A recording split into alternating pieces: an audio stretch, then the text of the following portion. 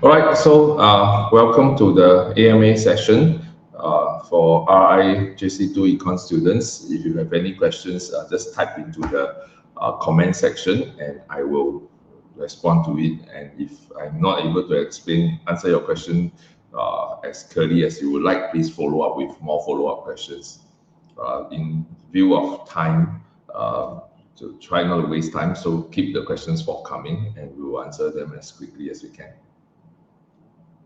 Okay, so I'm waiting for your first questions to come about. Please don't ask me what your school will test. I wouldn't know that.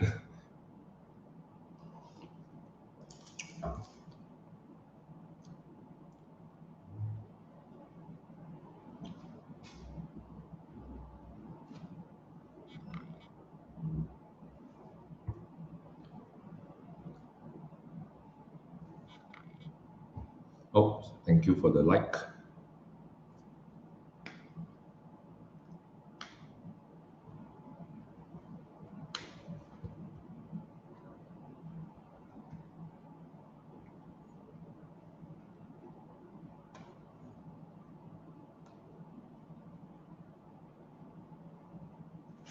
right, so while waiting for your questions, let me just say something about the format. As if what I'm told is correct, then you will have one essay question and one case study question. The case study question will contain low order and high order. It may not necessarily be 30 marks. It might be a little shorter at maybe 24 marks, or it could be a full 30-mark case study. Right? So, but the essay, if based on past year trend, it should be one question where the question can either be a fully demand supply elasticity question, or it can be a firm's question, right? So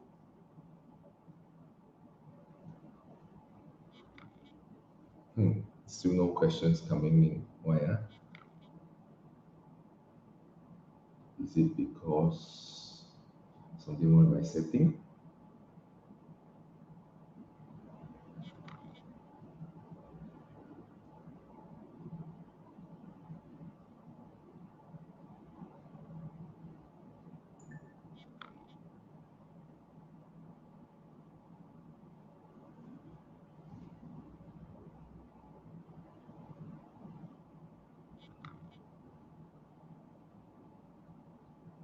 Let me check my dashboard. Hang on. So apparently only people who have the thing can set. Okay, hang on. Studio. Sorry. So this must be a problem. Wait a minute.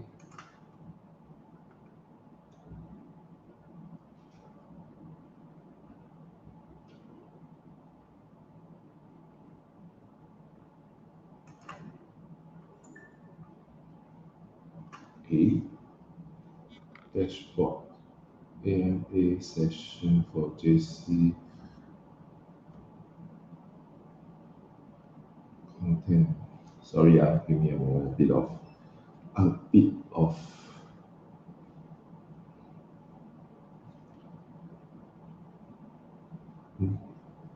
newbie here, so trying to fix how you set up this.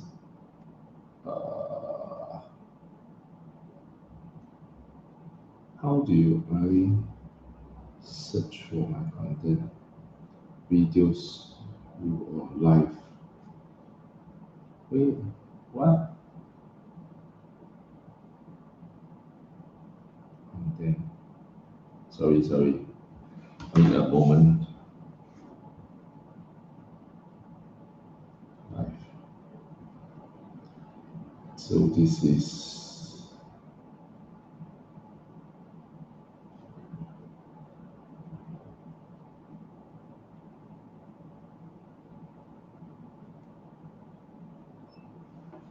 I'm so sorry. I don't know how to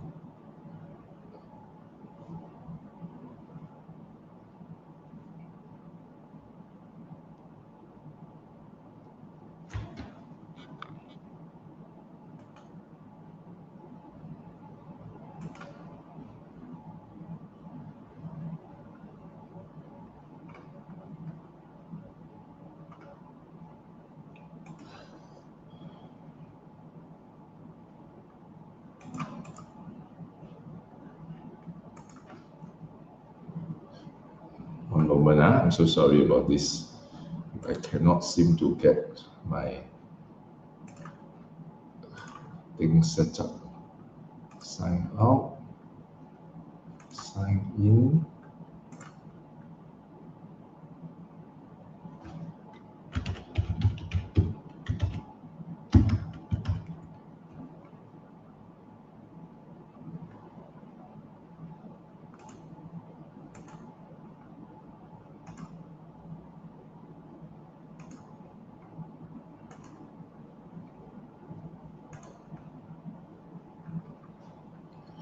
Okay, so I have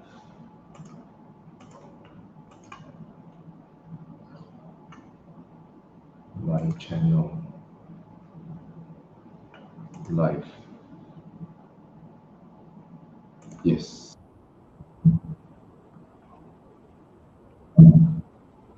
Wait, that's not what I want. How do I do this? Sorry, one moment. History. Channel.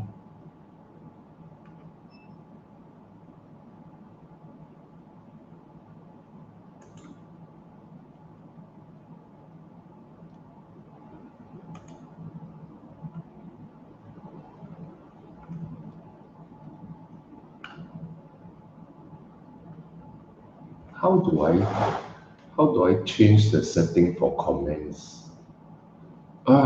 This is so irritating. So sorry.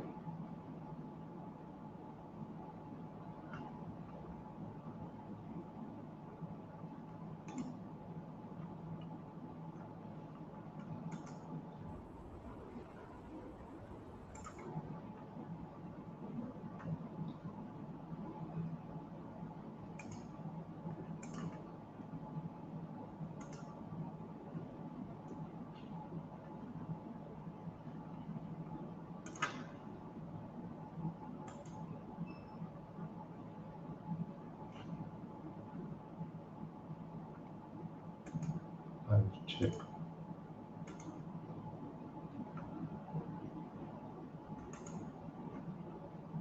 I don't know how to set the live chat. It used to work though, but I don't know why it's no longer working. Okay, I'm so sorry for the trouble. I tell you what, then you will just WhatsApp me your questions. Okay, so I'm so sorry. So just WhatsApp me your questions because I am somehow unable to set the somehow unable to set the settings for the questions. So okay, so sorry about that. Okay, so let's go through the first question.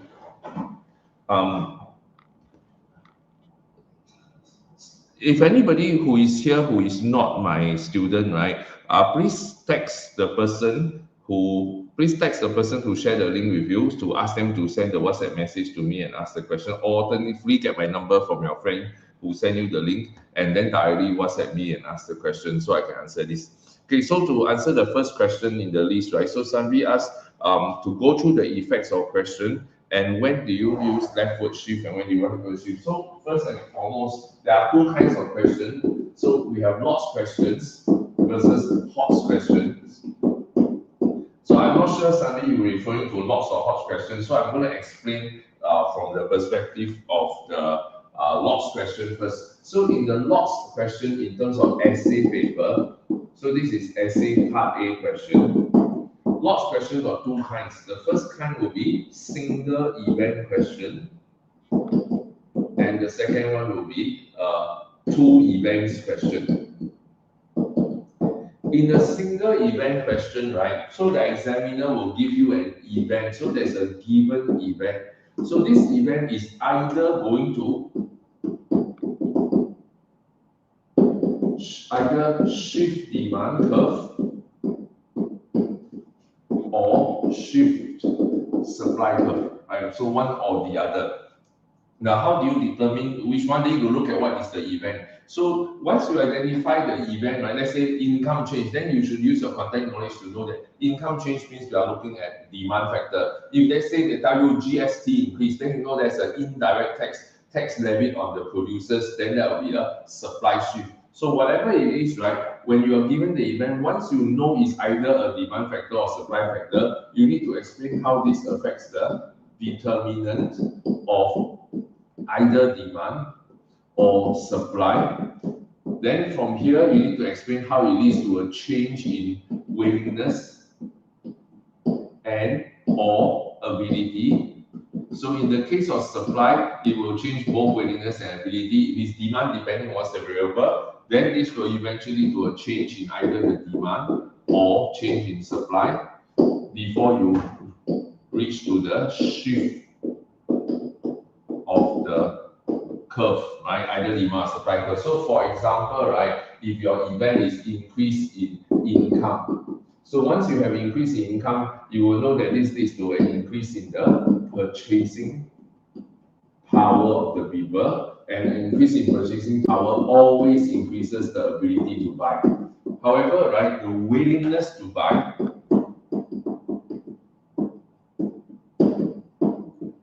differs, right, depending on the nature of the good. So in this case, you have to split into what is called normal goods and inferior goods. So this is where you will use the concept of income elasticity of demand, where YT is positive for normal goods and YT is negative for inferior goods. So here for inferior goods, you will conclude that demand, willingness rises, willingness falls, sorry, for inferior good. But for normal good, then this leads to willingness rises.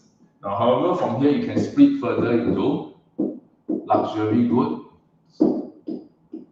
and necessities, where you have YED greater than 1.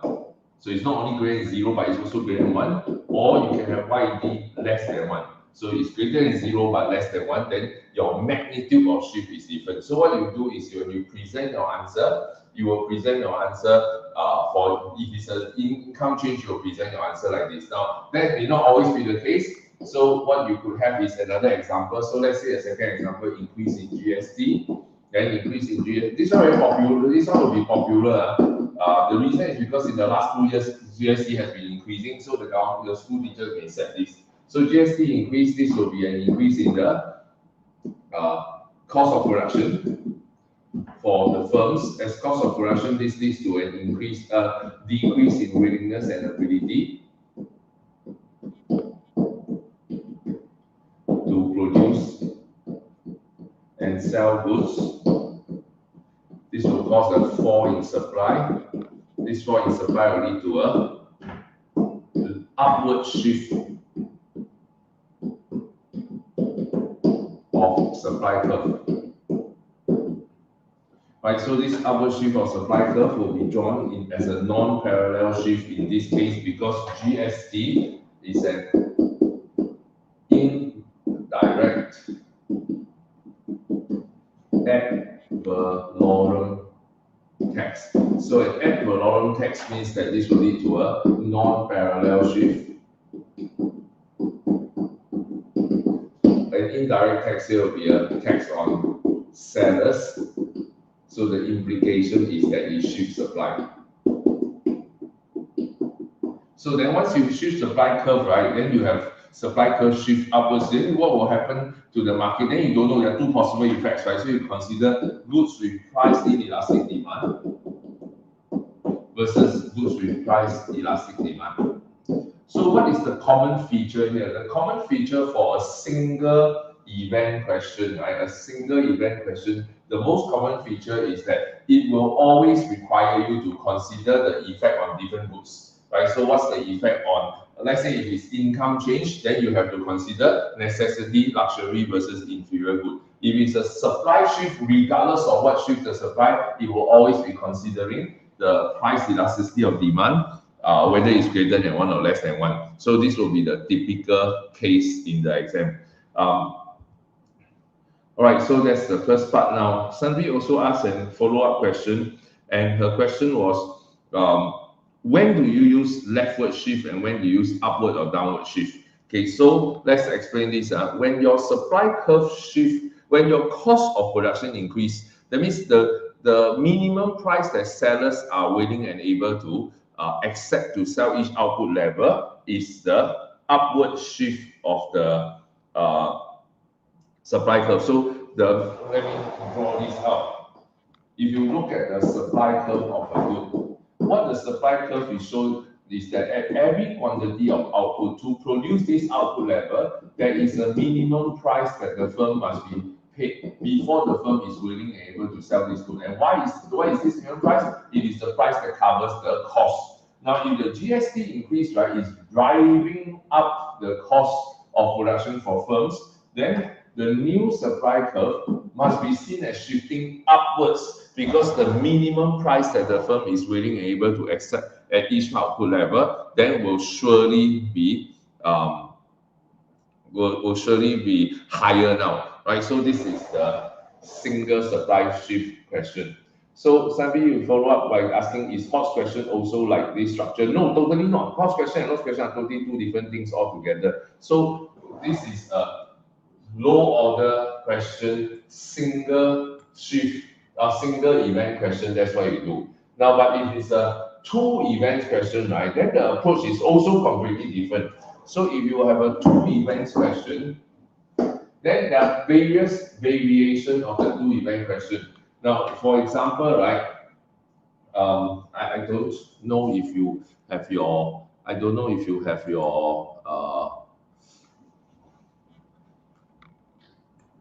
past year question list with you, but if you don't have, let me just quickly call it up and show it to you. This will be in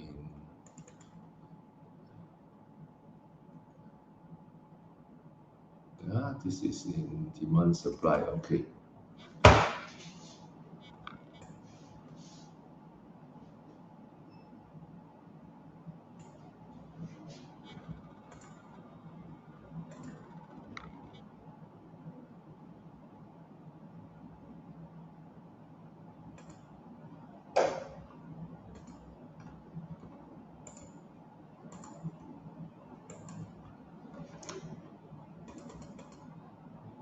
All right, I hope you can see this screen.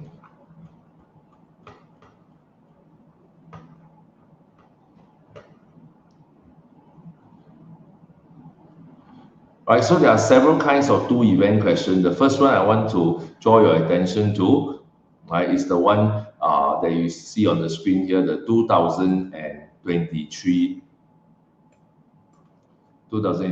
question.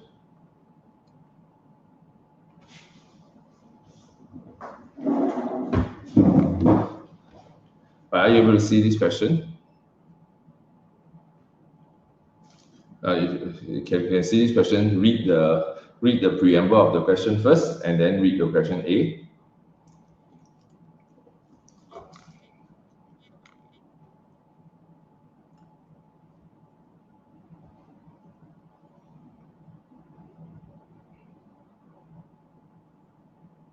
How come you cannot see the screen?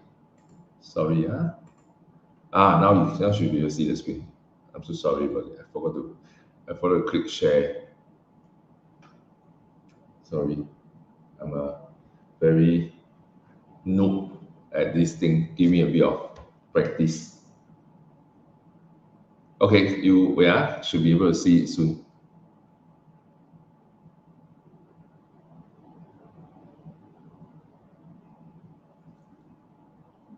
Okay, so I believe now all of you can see the screen already. All right, so the question says bad weather, that's event number 1, and falls in income, that's event number 2, falls in consumer income, have different impacts on the prices of agricultural products such as vegetables, rice, and grain. So if you look at the event here, right, let me drag this screen across here.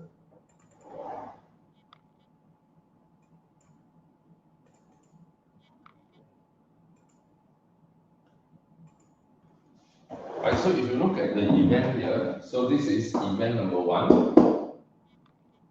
bad weather. So this is event 1. This is falls in income. This is event number 2. Then can have different impact on the price. So this is the outcome variable. And agricultural products, this will be like your market, right? So your context. So the question asks you to explain the different impacts on the prices. So you go back to outcome variable of vegetables. Here's your context. So this is your outcome variable due to event 1 and event 2. Now, this kind of question is called effects of 2 events question. How do you handle an effects of 2 event question like this? The most important keyword in this question is the word different. So the examiner asks you to explain the different impacts. To explain the different impacts, right, means you have to explain each event's impact on price separately rather than combined. So that means in order to answer your question, you will have to split your main body into R1 and R2, where R1 is where you explain how how event 1 affects price and explain how event 2 affects price will be your R2.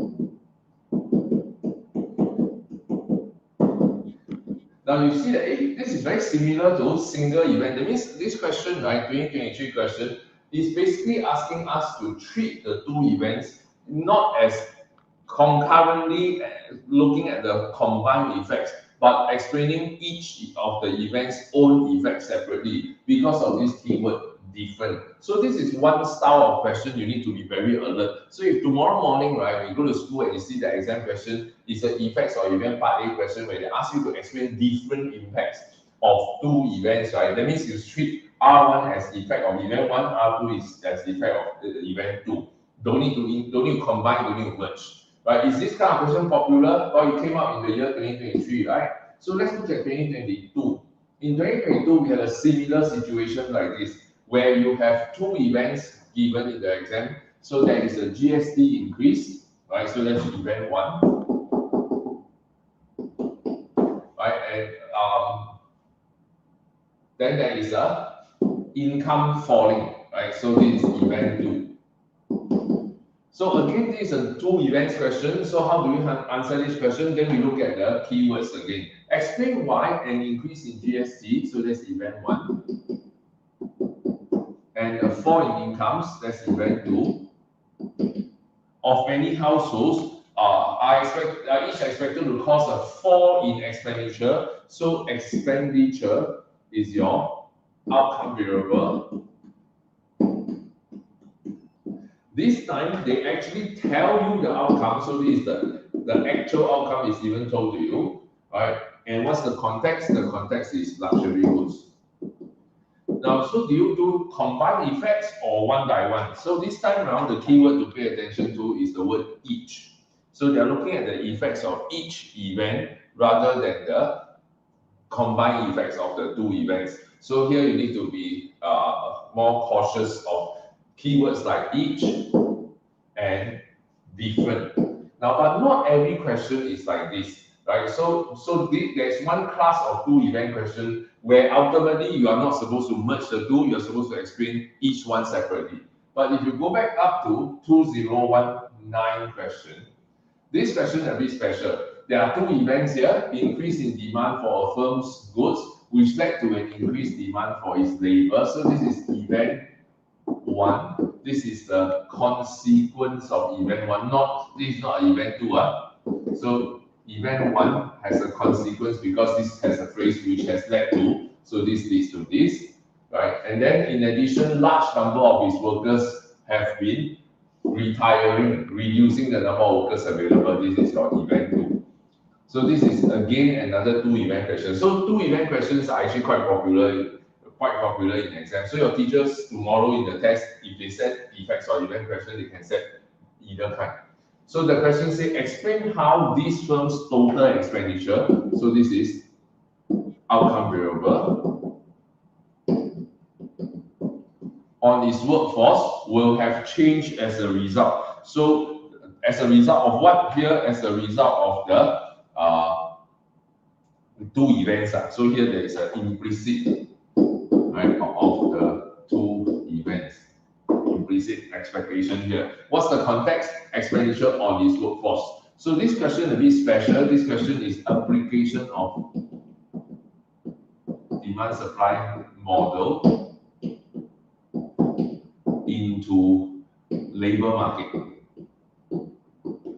Now in this case, now I have two different events that I am no longer allowed to do separately because the words like each and different don't exist. They never say with the aid of with your diagrams explain how this firm's total expenditure of workforce will have changed as a result of each event, right? They never use that. Or how the effect on the firm's total expenditure will be different due to two events. There's no such phrases that tell you to do separately. Then you must do combined effects. Okay, so I'm going to now walk you through how to do combined effects.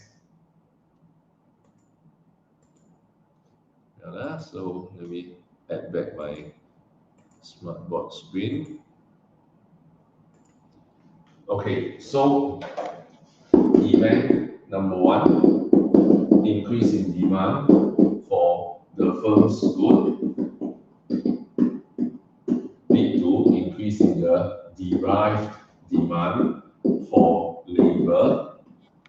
Event two is increase in the number of workers retiring. Right, so these are the two events. So what we need to do is to analyze how this works. So I need to look at the two events concurrently. So number one, take note. The two events are occurring simultaneously. Right, there is no doubt about this. The two events are concurrently happening. So the question we have to ask is, do we analyze the effect of each event individually first and then add the effects together? Do we do this, or do we analyze the combined effects directly? So this is the two approaches you have to figure out. The names I given to these two approaches is, the first approach I call this sequential analysis of the two events. Now, note, I'm not saying that the two events happen one at a time. The two events are happening simultaneously. There's no question about that. It's just that we choose to analyze one first and then choose to analyze the other separately. Or do we do what is called the simultaneous analysis? So what is simultaneous or sequential? It's not the event. What simultaneous or sequential is our the method of analysis. So which approach do we use? We call this approach 1 and approach 2. The answer is choose whichever one is easier. Right? Choose whichever approach is easier. Okay, so then the next question is, what constitute easier? What constitute an easier approach? So the answer is very simple. Come watch. If we pretended that event 1 and event 2 were not happening together, then we say, while analyzing event 1, let's pretend event 2 didn't exist. If event 1 caused the outcome variable, which is expenditure, right? You see the question asks for expenditure. If event 1 causes expenditure to rise, if event 2 also causes expenditure to rise, then the summing of the two, right, is very straightforward. If event 1 on its own causes exponential rise, event 2 causes exponential rise, then when event 1 and 2 happen together, then exponential will surely rise. Then in this case, right, doing sequentially makes it very easy, because all I need to do is explain how event 1 affects exponential, it will increase. How event 2 affects exponential, oh, it will increase too. So therefore, when they happen together, it will surely increase. So in this case, we use sequential analysis. That means when each event on their own affect the outcome variable in the same way, then with same direction, we can use sequential approach. When is it difficult to use this approach? If event 1 causes exponential to rise and event 2 causes exponential to fall, then doing one after the other, then reach the point where we need to add the effects. So I say, I can't add also, I don't know which effect is bigger. So then you will have a problem. Then in this case, you will do simultaneous analysis. Okay, so I hope I made that clear for you. Okay, so let's walk through this question one in greater detail. So in this case, how I know to use simultaneous or sequential? Then you examine the event. Event number 1, derive demand for labor. The demand for labor will increase, the wage rate will rise, quantity will rise, therefore TE rises. So I can conclude that event 1 TE rises. Event 2, as workers retire, the number of sellers available to the firm is now less. Note, this is a supply shift left, not a supply shift up. Right? It's a supply shift left. Then as the supply curve shift left, what will happen? Price or wage rate will rise, quantity will decrease. Therefore, TE, in this case, which is wage rate times quantity of labor, if the wage rate was rising and the quantity of labor is falling, then the resultant effect on TE is actually indeterminate. Okay, but remember earlier we had to, the examiner gave us a piece of information. The piece of information they gave us, let's call upon that file. Right, the piece of information they gave us was that its demand for labor is also price inelastic. So this is the information planted in by the examiner is for us to use. So how do we use this information? Right, so if its demand was also inelastic, then we just add back to my explanation here. So if the demand was price inelastic, the increase in wage rate will lead to a less than proportionate decrease in quantity. So this will be a big change in wage rate and a small change in Q. Then the conclusion is TE will rise. Now, once I get to TE rises for event 1 and TE rises for event 2, then I can now conclude that TE definitely rises. Right? TE definitely rises.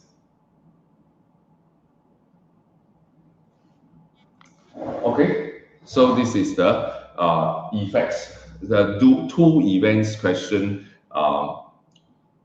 The two events question got simultaneous method and sequential method. So to summarize, one more time, just very quickly to summarize the effects or event question.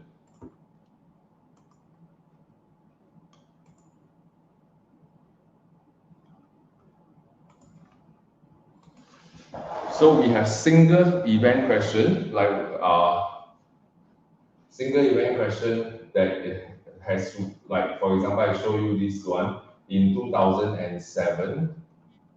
Single event question is explain the likely effect of this change in GST on expenditure by consumers on different types of goods. So this is one event only. So then they look for different types of goods. But when it's a multiple event question, so when it's two events question, then we have several scenarios. So the first scenario we saw is the 2023 scenario. So bad weather and falls in income are as two separate events, but because of the word explain the different impacts, right? This is forcing you to do R1 and R2. Do the two events separately, one in R1 and R2, don't need to combine.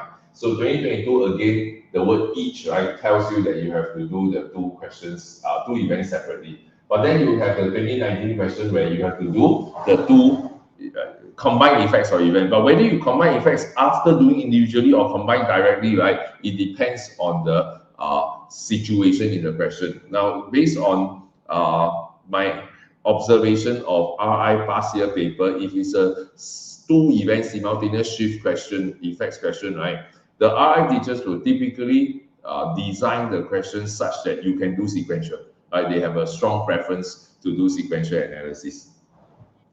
All right, so that's the effects or event question.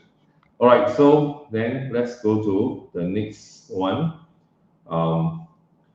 Giselle, could you explain how to draw the price revenue cost diagram for monopoly and why MR is steeper than AR and why that is not the case for the diagram for perfect competition and why MR is a straight line, is the same line. Okay, so Giselle, I'm going to move to your question now.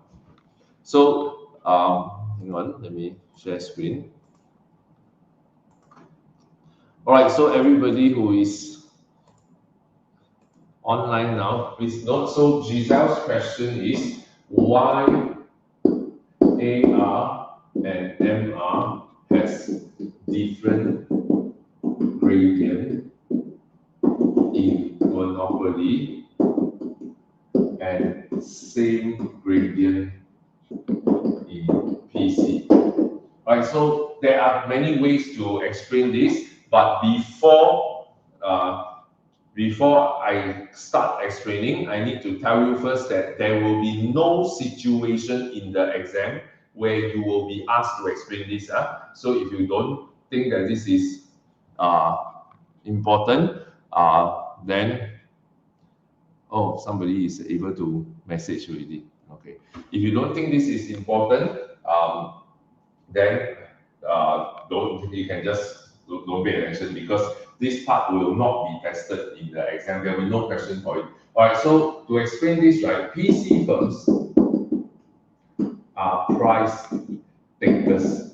What this means is that the firm can only charge the same price. So example, right, suppose the price was $5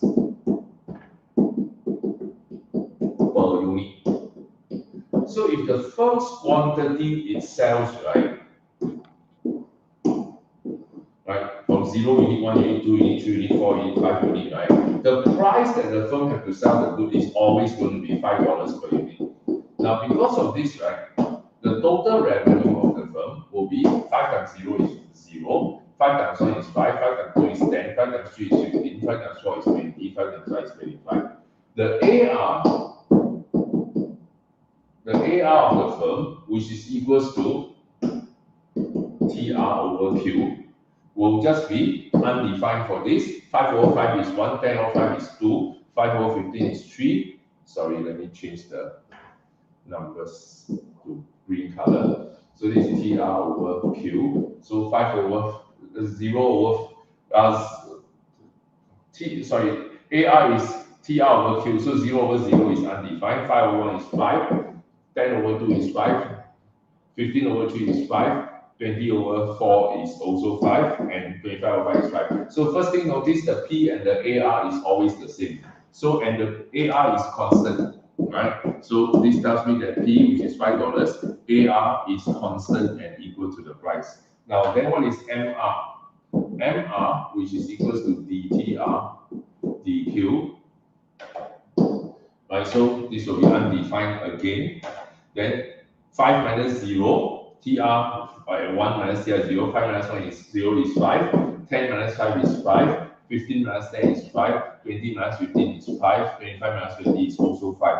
Then this number is also 5. So there are actually two lines like overlapping on this point. So your AR, which is your green color line, is equal to your MR, which is your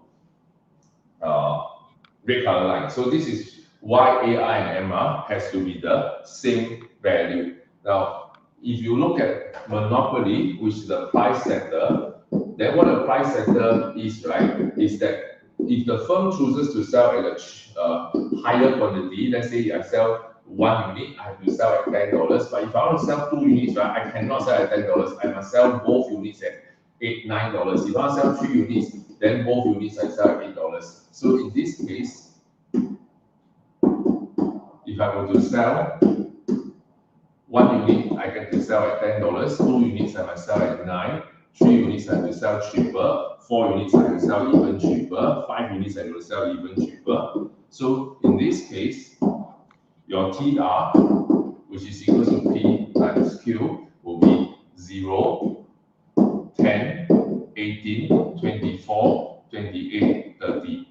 Your AR, which is equal to TR over Q, 0 over 0 is undefined, 10 over is 10, 18 over 2 is 9, then 8, 7, 6. Again, notice P and MR is the same, AR is the same. So whatever is the price, this point is also equal to the AR curve. So the AR curve is used to determine price.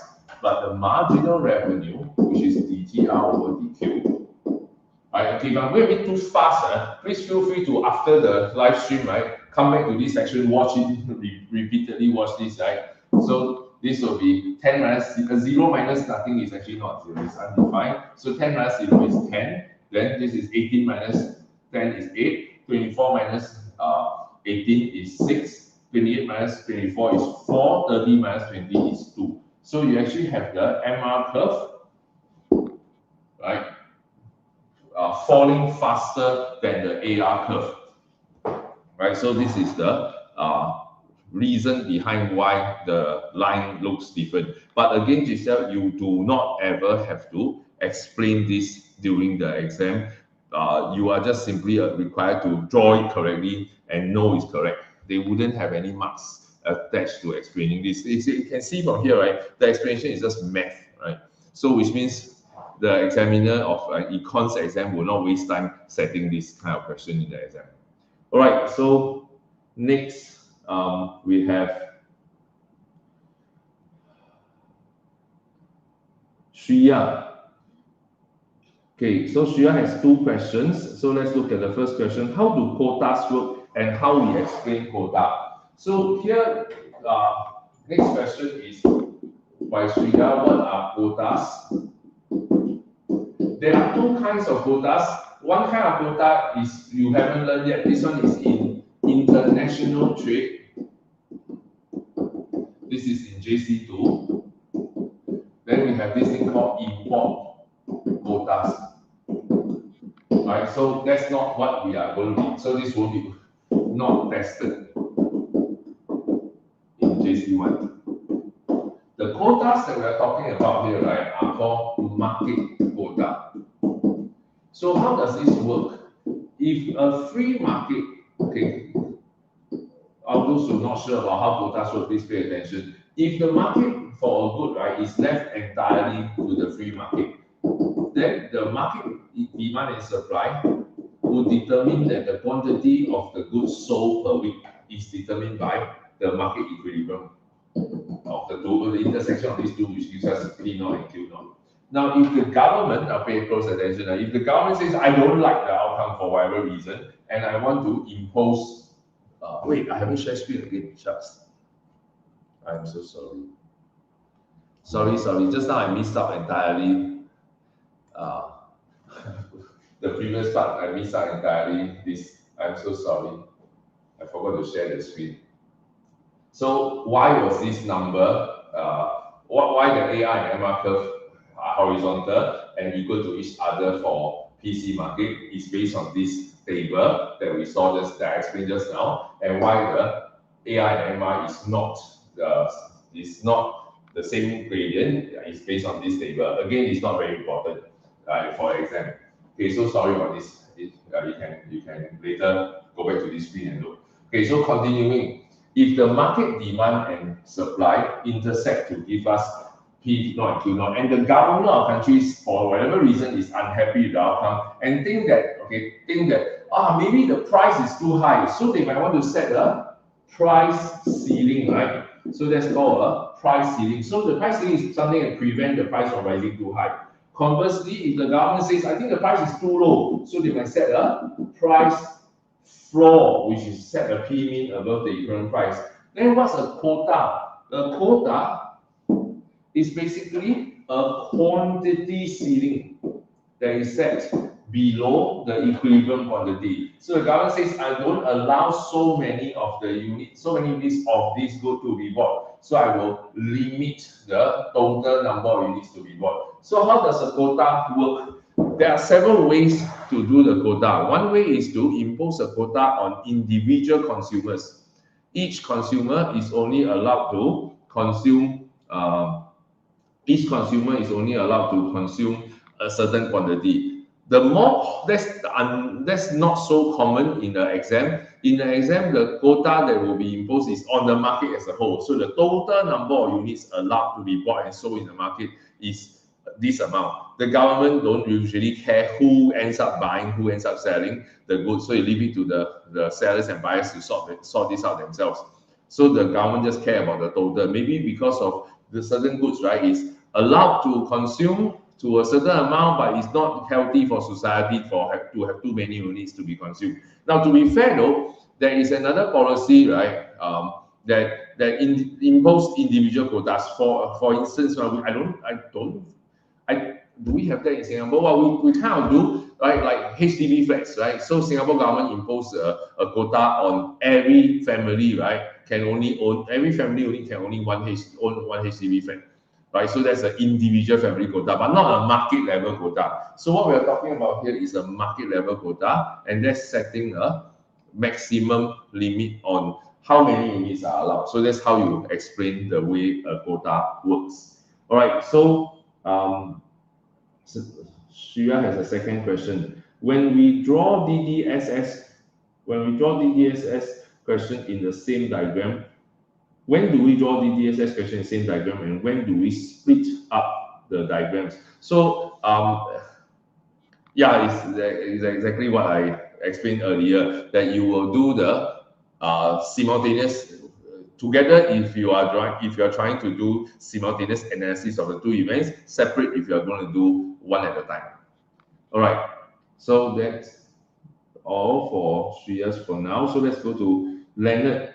Can you use surplus or deadweight loss as a way to evaluate policy? Can you as a surplus or deadweight loss to evaluate policies? Usually no, right? Usually, right, if you want to talk about how the policy creates a problem or creates deadweight loss, that is just a limitation of the policy. Your evaluation, right, has to be evaluating that limitation. Whether do you think that deadweight loss is likely to be large or is likely to be small? You're not trying to say that there is deadweight loss, right? If there's deadweight loss, then you present that there is deadweight loss as a limitation of policy, not evaluation. Evaluation must be playing up or playing down the severity of that limitation rather than simply saying that there's a limitation. So no, you cannot use, so Leonard, you cannot use deadweight loss to be the evaluation of policy. All right, next. Okay, sorry. So now KD has a question. Okay.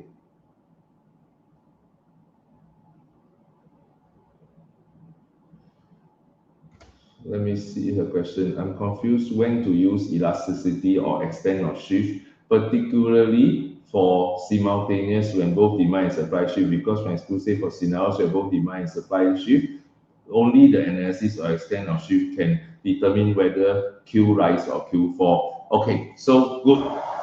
So very good question. So what KD is asking is when and how do we use extent of shifts, right,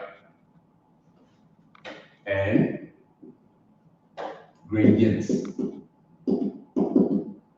right? So one of the typical scenario we do is when we have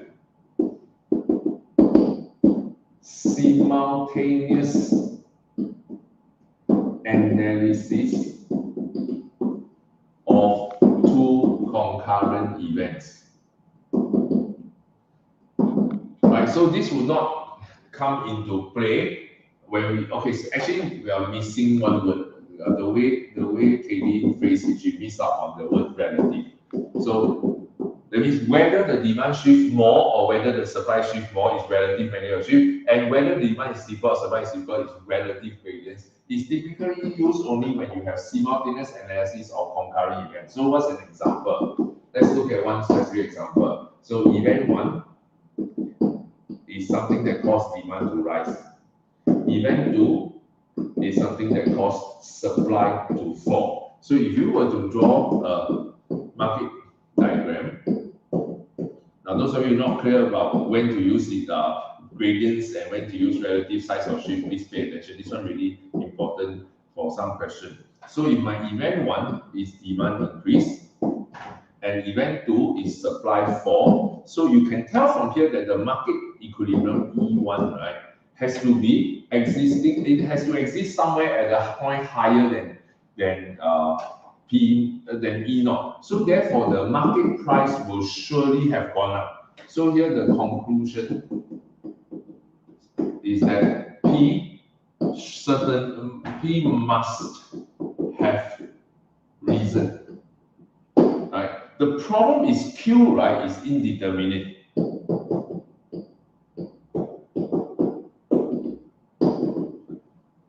So we are unable to determine Q. So this is where relative size of shift becomes relevant. So if I know that demand shift is bigger than supply shift, then I can conclude that, oops, sorry, wrong point. I can conclude that the price would have increased and quantity would have increased. Then I can conclude that total expenditure increases. So that's using demand shift bigger than supply shift. Or I could have supply shift big, demand shift small, then I have this outcome. So now I have a quantity decrease and price increase. So no matter what, price is still rising, right? But that one is fixed because of the event. So these two events confirm for us that price surely rise, but quantity is indeterminate. That's where you use the relative magnitude of shift. Okay, so I will answer one more question that Katie didn't ask. How to use relative magnitude of shift? So let me address that as well. Usually in this kind of situation, the examiner will plunge into the preamble of the question or the case study information pertaining to hint words, right, where available. Now you cannot introduce your own hint words, you cannot pretend to add your own adjective. So for example, right, the demand event says demand has increased and they add the word like significantly, right? Or they say that supply has fallen sharply. So this significantly, sharply, dramatic decrease, all these are terms that the examiner will plug in as adjectives, right? In order to plug in as adjectives in order to help us determine whether the demand shift is big or demand shift is small. So that's the first idea of hint words. There may not be hint words in every question. Some questions have, some questions don't have. So second one is YED. YED can only use where applicable. When is YED applicable? When is YED not applicable? YED is called income elasticity of demand. It measures the degree of responsiveness of demand to a given change in income of consumers. So it is only relevant if there is an income change in the first place. So if the demand change was tastes and preferences instead of income, then you cannot use income elasticity of demand as your argument for which shift is larger. Then third, CED, again, where applicable. Okay, I'm going to spell this out for you. So YED is applicable for YED only if there was a change in income as an event.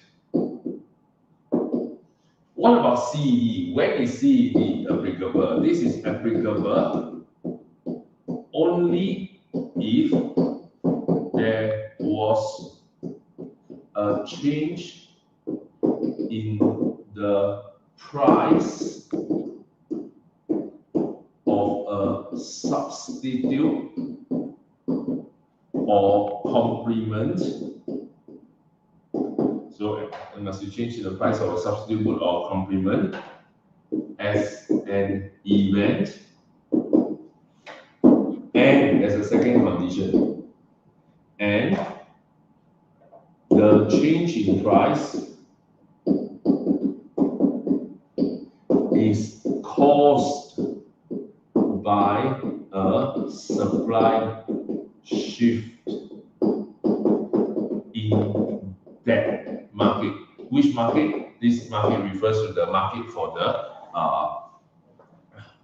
the substitute or the complementary good. So this will be the next point you can use to determine size of shift. So all these YED and CED affects whether the demand shift is big or small based upon if it's income change or if it's price of substitute or complementary goods change. But hindwards can be affecting demand or affecting supply. So here, this one only affects magnitude of demand shift. Right? CED and YED affects magnitude of demand shift, whereas this guy affects or can affect magnitude of demand shift and or supply shift, because they can attach the hindward, right? The significant rise, significant fall, all these they can attach to the demand side or supply side event. Now there's one more, not done yet. There's one last factor. So the fourth factor is called factor intensity. Again, this is where applicable. When is factor intensity applicable? When this is applicable only if the supply event is a change, so can be increase or decrease, in the price of some specifically identified input. Now this phrase is very important. So for example, if the event is labor cost has increased, so we know cost of production rise as labor cost increase, but whether the supply shift is big or small depends on how labor intensive is the production process for this good. If it's highly labor intensive, it will shift by a larger extent. If it's not so labor intensive, then it shifts by a smaller extent. But I cannot use this unless I know it's price of labor increase. Right? If they say price of oil increase, then I can say, oh, then whether the production is oil intensive or not oil intensive, or if land costs increase, then whether it's land intensive or not land intensive. But if I tell you generally, right, cost of production rise, then there's no way to use this point. So this point can only use if there's a specific variable factor input price that is changing. This one affects magnitude of supply shift only.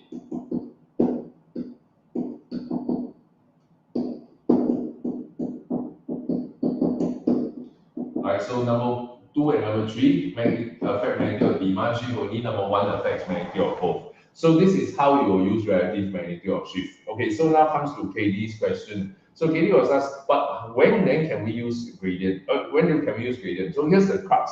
The examiner will run in information for you to use size of shift. But sometimes the examiner deliberately go out of their way to not give you information pertaining size of shift, or they give you information that is useless. For example, if they told you, they hide information in the preamble that says the demand shift was large, right? The demand shift was large. And then they tell you that the supply shift was also large, right? Then if the demand shift was large and supply shift was also large, then you still cannot determine quantity. Right, so let me use a new page to show you. So if they have info, right, given info tells you that the increase in demand was large, right, and the decrease in supply was also large. Then in this case, this becomes useless info already, right? Because if both shifts are large, then I still don't know what the quantity. Then in this case, I use gradient. So there are two possibilities. If the demand was more price elastic than supply, or if the demand was less price elastic than supply.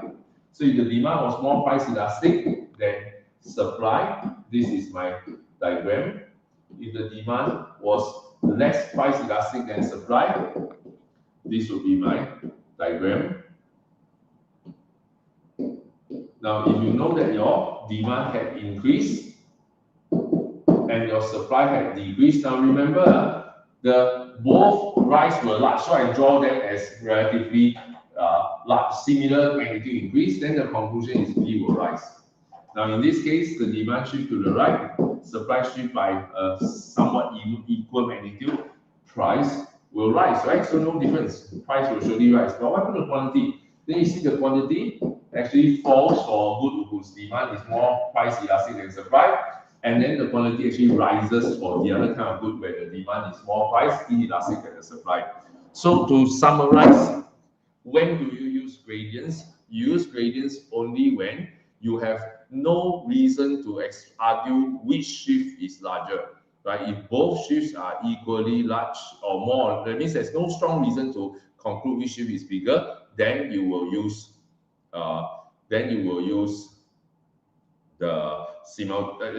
the gradients.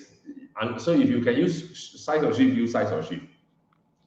All right. So that's the how you should use this. So if your school teacher tell you that, oh, that only the gradients, only the size of shift matter, gradient don't matter, that may be specific to one specific question where the information is given for you to use size of shift, right? Then in that case, you don't need to get to gradients if the size of shift information was sufficient. Right, so but a different question may be different. A different question may be they didn't give you enough info, or they give you too much info, become useless. All right, so I have somebody online asking question. Let me address that first. Okay, so how do we phrase the market concentration ratio in case study question? How do you phrase the market concentration ratio? You normally, right, will have an exam question that will show you the individual market share of the top 4 or 5 or 3 companies. Then you will look at those numbers, right? Then you see that if you give 4 companies, then you use 4 companies. If you use 3 companies, then you use 3 companies. Then you say that the 3 firm concentration ratio, so you can call this the 3 firm concentration ratio, is, right? You can also call this the 4 firm concentration ratio, or you can also use the 5 firm concentration ratio, right? And it's like how many percent, how many percent by adding together. So that is the way you phrase your market concentration ratio in the case study. So once you can say that, oh, so based on table 2, the 3 firm concentration ratio was already at 79%. Then you see this implies that the market is dominated by 3 large players, 3 large produce firms, suggesting that this market structure is likely to be oligopoly. Right? And that's how you answer the question. And this kind of question usually worth like 1 mark, at most 2 marks. Okay, so I hope I answer your question, Sean. Next, I have somebody else. How to use the King demand curve for oligopoly in essay question? Okay, so next. The King demand curve is used to illustrate one thing. Illustrate why firms in an oligopoly experience what is known as price rigidity. Now, but before I explain to you how it does that, I want to explain to you what is price rigidity. Price rigidity refers to a situation where oligopolistic firms avoiding the use of price competition where possible, right? So this last phrase is very important, where possible. A lot of people didn't get this. Now this in turn means that when there are small changes in cost of production, oligopolistic firms tend to absorb those cost changes. So the keyword I need you to pay attention to is small changes, right? So if it's large changes, then it doesn't apply. Right, so let's look at how the diagram is drawn. So vertical axis price, revenue, cost, horizontal axis output. What the king demand curve is first you mark out a point and call this the profit maximizing point. So this becomes the profit maximizing output. This is the profit maximizing price and profit maximizing output correspondingly. Now, how to draw the king demand curve? Please watch carefully. The top half of the MR curve must be a gentle gradient.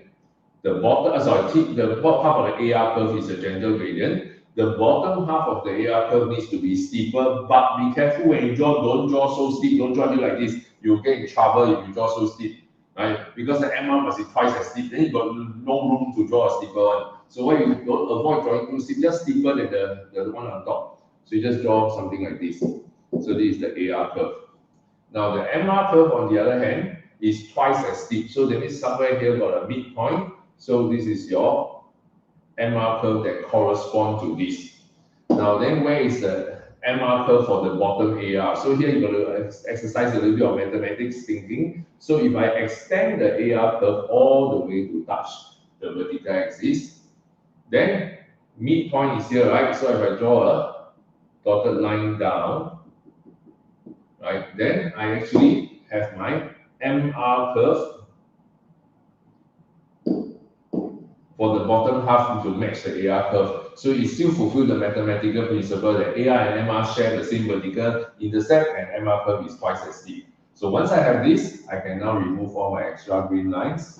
In the exam, don't need aim so nicely, I just roughly, naked eye can see candy. Now, but here's the crux. If this is called the profit max point, right, then it must fulfill the condition of MR equals to MC. So therefore, MC curve must somehow cut the MR curve somewhere inside this region so that the intersection point gives us the equilibrium. So now here's the crux. How do you know that this is, how do you use this to show price rigidity? Is to literally show that when there are small changes in cost of production, let's say MC rises to MC1 or falls to MC2, then the intersection point of MR and MC still exists at Q0. Right, so then you are still basically functioning at Q0 point. Okay, so this is the way to use the king demand curve. All right, then I'm going to toggle between WhatsApp questions and on-screen questions because based on the sequence that you are sending in. All right, so next is Wenxi's question. How do I know when to mention consumer surplus, producer surplus, and society's welfare in my answer? Okay, so the simple rule, okay, so everybody take note, Wenxi has a question. When do I, okay, y'all like to use the word mention. No? Can y'all don't ever use the word mention? Nobody ever gets marks for mentioning anything in an A-level exam. Explain, right? It's always explain. Don't ever use words like mention, right? So we don't ever mention stuff and get away with scoring high marks. Use your terminology properly. So when do I have to conclude about how events affect price, quantity, total revenue, or total expenditure? So during effects of event,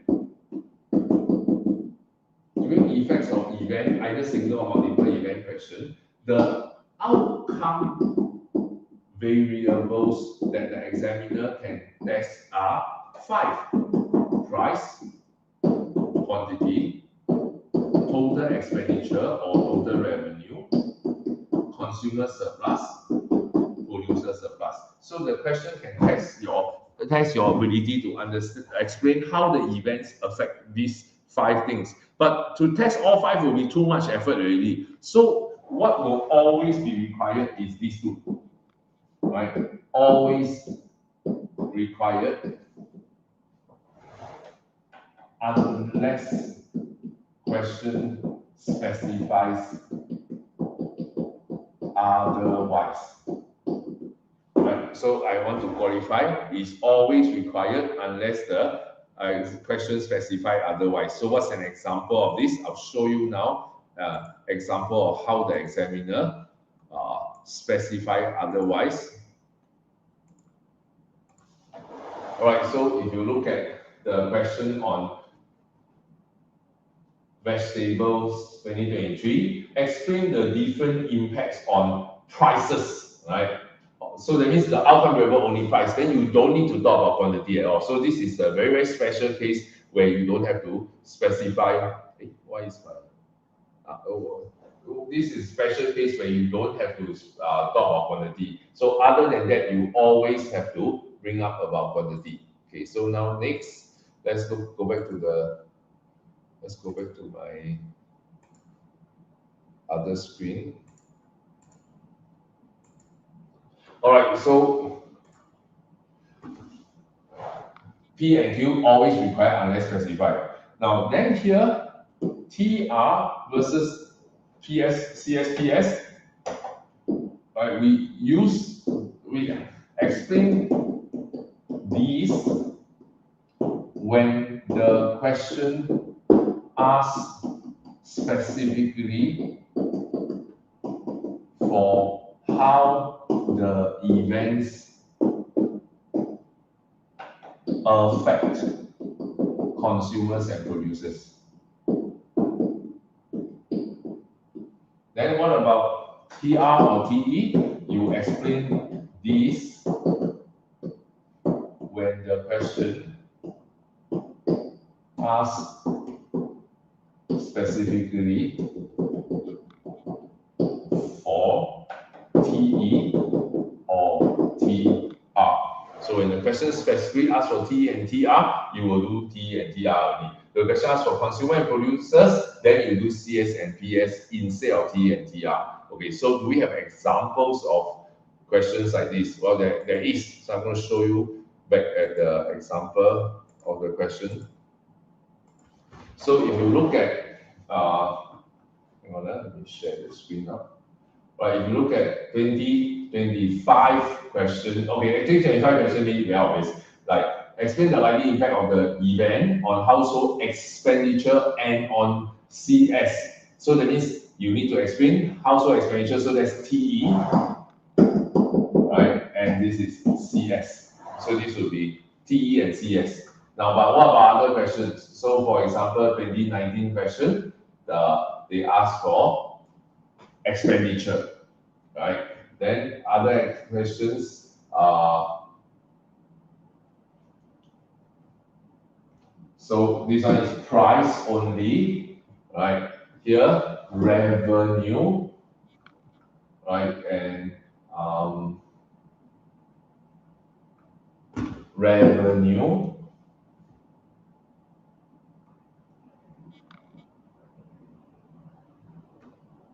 This one is output only, so then Q only.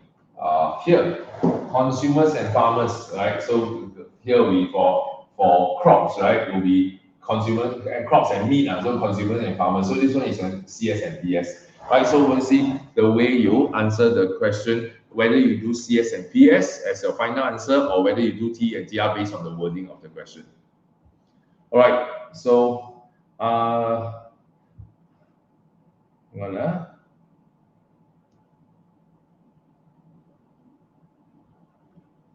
okay, I will talk about Ananya has a second question. I'll come back to Ananya's question in a moment because the question is a bit long. So I'll go to the people who are online first because there are there's 2 questions here. Let me settle that. Okay, whoever is distance fluoride 5294 high. Okay, so I have Harry Q9L7Z. What are the limitations of quotas and that can be used in antithesis for essay question? One of the biggest limitation of quota, right, is how to decide who gets to buy in a manner that is fair from a society point of view. For instance, right, the Singapore government imposes a quota. A very famous thing in Singapore for quota, right, is the quota on new cars. So every month, the government of Singapore limits the number of new cars that can be bought to a certain number of, like maybe 2,000 new cars. And people have to compete for it and say, oh, who gets to buy? The government of Singapore has decided that the way we allocate who gets to buy cars, right, is based on your willingness and ability to pay for the right to own a car, right? So that's your, then determined by your bidding of the COE. Even then, right, there are people who complain this is not fair, right? There are people who are richer, then can afford to pay more for COE. It doesn't translate into people who value the car the most, because maybe somebody poorer may actually want the car but cannot afford to pay more. Well, technically, you can still argue that means you can't afford to pay, you don't really value it. You don't have valuation, you cannot signal your valuation.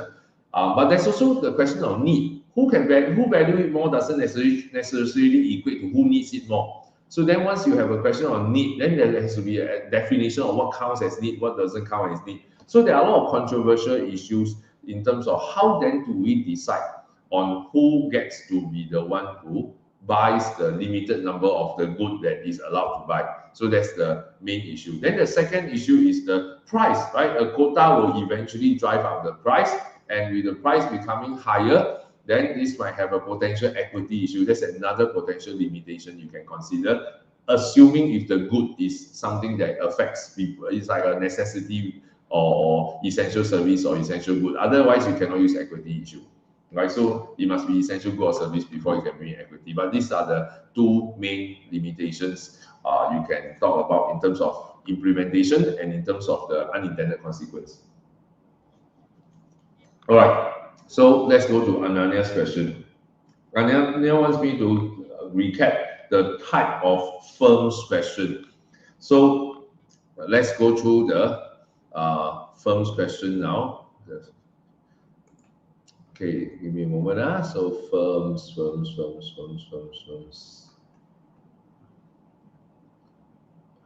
Where's my firms?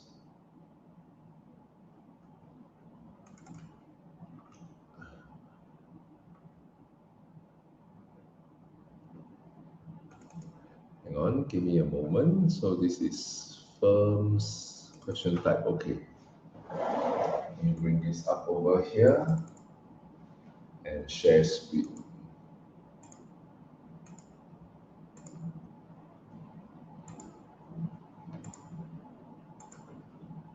All right, so I'll start off with low order thinking skills first. So in Locke's question, let me zoom in a bit. In low order thinking skill questions, there are 1, 2, 3, 4, 5, 6, 7, 8 types of questions, 7 of which are testing firms' content. One type is testing under market structure. So market structure is CBP question, the characteristic behavior and performance. So this is something that I believe R2024, right? R2024 R1, right? RITP 2024 JC1 JC1 TP 2024, the essay question 2A R1, right? R1 only is what we call a CBP question. So your school can merge, can mix questions up. So CBP is one type of question. Then you have things like concept-based efficiency, cost of production, price distribution, shutdown, etc. So your school can test like growth of firms question. Your school can test objective of firms, shutdown, price distribution. So there are many question types. So you have this document, right? So you can actually look through the list of questions here. So I would suggest to you that tomorrow's exam, efficiency question, you can pretty much assume won't come out. Cost of production question, very too easy, right? Then EOS, also very low probability, right? Because this one also very easy to handle. So this first, so type 1, type 2, type 3, all these are very low probability. Then I feel that this one has a price exchange shutdown. These are potentially high probability, right? Then these two are quite high, right? So potentially high probability, that means the blue is higher, right? Blue is higher than the green. Green is like semi-high, but the blue I think is higher. The reason, what's my rationale? My rationale for this, right, is that in 2025 A-level, both these concepts have been tested just last year. So it's very fresh in the mind of your teachers. And if your teachers say, oh, last year they just tested this, let's just make sure our kids know how to do this. And then your teachers might set questions like this. So then what you can do is to go into the document here and look at the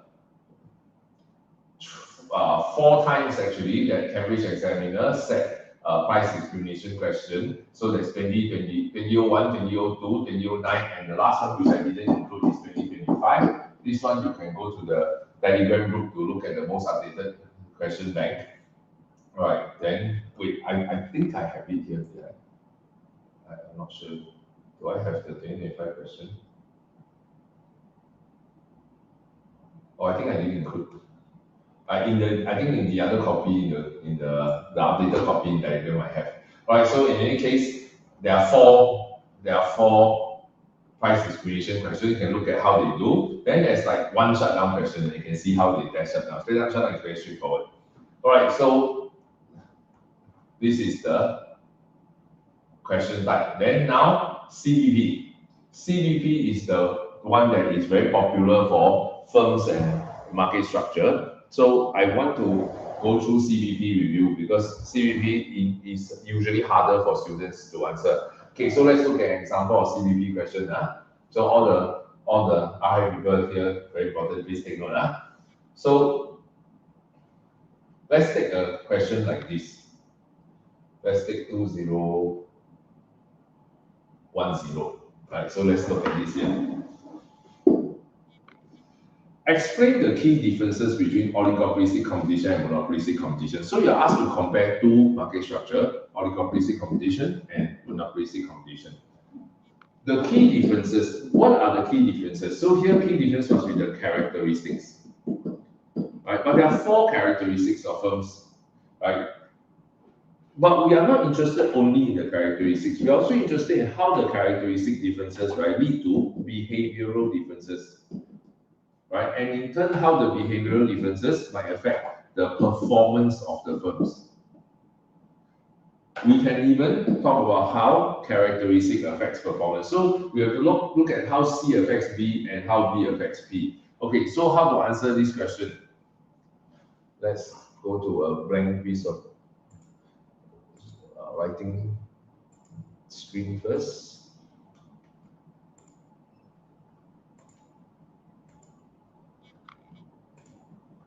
All right, so I have MPC versus oligopoly. So I have characteristic affecting behavior and characteristics affecting performance. Now, so let's recall what are C, what are B, what are P. So characteristics, right, can be split into C1, C2, C3, and C4. Behavior is split into B1 and B2, and performance can be split into P1, P2. Okay, the way I classify it in my notes, I split into 5 performance, but in RI they merge P3 into P4, so they only have 4, which is fine, just different way of defining. So C1 is number and size of firms. C2 is nature of product. C3 is degree of perfectness.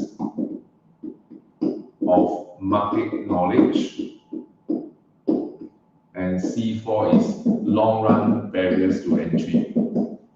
Right, now B1 is pricing behavior, and B2 is non-price behavior. Then performance, P1 is long run profits, P2 is variety, P3 is innovation, P4 is efficiency, and P5 is equity. Now, why in RI they park innovation under efficiency? Because one of the form of efficiency is dynamic efficiency, which relates to R&D and innovation. But why I pull it out, right? Because I tend to like to group into three classes of performance. This is from the POV of firms. Right? That means how are the firms performing from their own point of view? Are we doing well? Are we doing badly in terms of our profit? Whereas variety and innovation is from the POV of consumers. Consumers they served well in terms of do they have choice? Over time, can consumers expect better and better products? Right. Then lastly, efficiency and equity is from the POV of government. Right. From a society point of view, are we using our resources efficiently, and are we distributing the benefits derived from those resources in a manner that is equitable? So this will be from the perspective of government. Right. So this is the C, B, and P. So now if you look at the question again, right? So let's go back to the question screen. Sorry, I have to keep toggling between screens because I'm still a noob at using this thing. So I'm going to learn how to do this better over time. All right. So here you are supposed to explain the differences between oligopoly competition and monopoly competition and oligopoly competition. So what you're supposed to do is to compare C, B, and P. So how to organize this? So let's go back to the smartboard screen. It is quite troublesome to have to keep toggling between the two. There must be a more efficient manner. All right, so how I will organize this essay, the main body of my essay will be split into R1 and R2. So R1, I will explain how differences, let me use a different color, how differences in C1, C2, and C3 result in a difference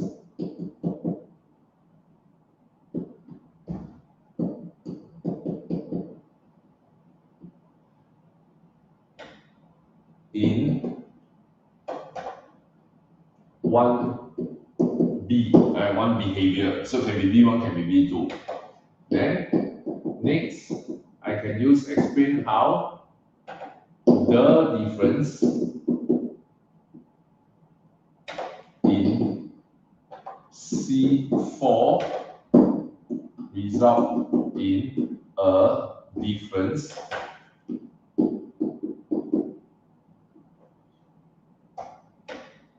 in 1P, right? To get scope, then I do a C to B in R1 and C to P in R2.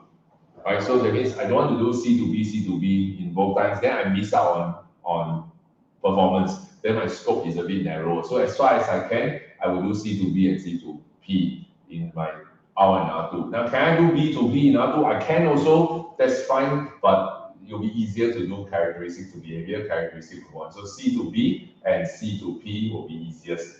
Strictly speaking, you want to do C to B R1 and B to B R2 also can. Right? There's nothing wrong about this. All right, so this is the structure. Now, what I want to focus on today is how to do this C to B in the paragraph. So I'm going to teach this to you now. So how to explain R1, the C C to D paragraph.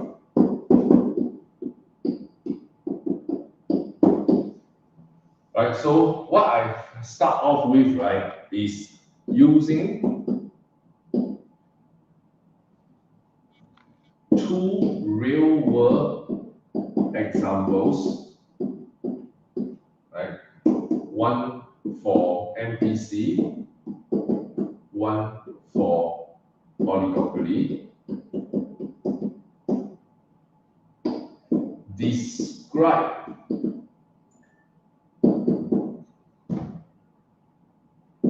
their characteristics